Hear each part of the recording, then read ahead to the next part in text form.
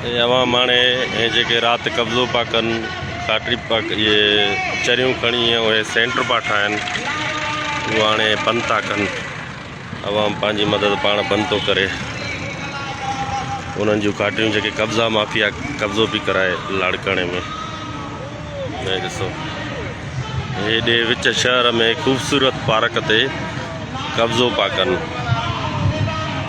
हे ॾिसो हालत विच शहर में। हे ॾिसो विच शहर में कब्ज़ो करणु पिया चाहिनि। जीअं उन ते कयूं कैंसर हॉस्पिटल जे साम्हूं पार्क ते कब्ज़ो करे महफ़िल होटल ठाहियूं।